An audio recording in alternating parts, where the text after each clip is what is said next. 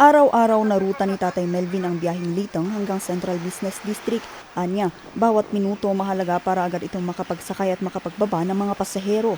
Kaya malaking abala para sa kanya ang mayat-mayang pagsasakay at pagbababa ng mga pasahero sa mga hindi tamang loading at unloading zones. Bagamat saglit lang naman daw ito, nakapagdudulot din ito ng mabigat na daloy ng trapiko. Oo nga po, kaya nga iniiwasan natin yung ganun. Kaya inaano natin kung saan po tayo dapat yung bababa, ay doon kayo dapat bumaba kahit medyo malayo yung lalakarin nila ng konti. Ito rin ang dahilan kung bakit hirap kung minsan mamasyal at mag-ikot ang ilang turista sa lungsod. Lalo na pong last hour po, mahirap pong mga magkasakay. Kaya ang solusyon ng pamahalang lungsod ay ang paggawa ng mga loading and unloading zone. Noong ika-10 ng Enero, pinasinaya ng pamahalang lungsod ang ika-4 na loading and unloading project sa St. Joseph Barangay. Katapat lamang nito ang Baguio Botanical Garden na isang sikat na pasyalan. Ito ay nagkakahalaga ng 8.3 million pesos at parte lamang ito sa 50 million peso project ng pagpapaunlad ng mga loading and unloading areas sa lungsod. Ayon sa City Engineering Office, naging pahirapan ang paggawa nila rito.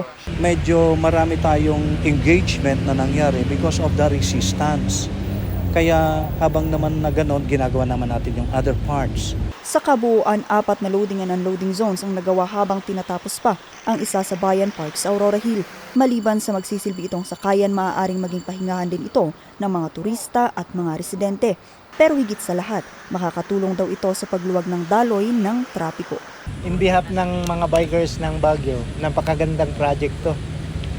Dahil matutulungan pa ng itong location para sa mga bikers, magpahinga at saka ito na siyempre appreciate nila itong bagong gawan na to.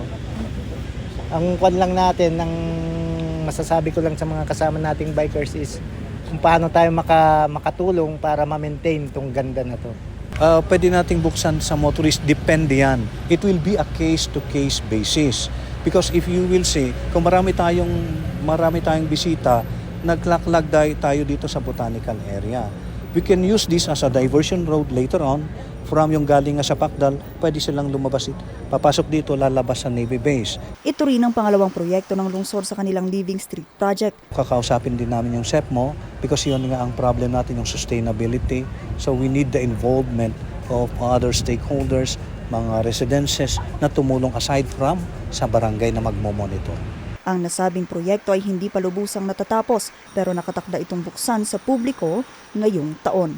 Vanessa Bugtong, RNG News.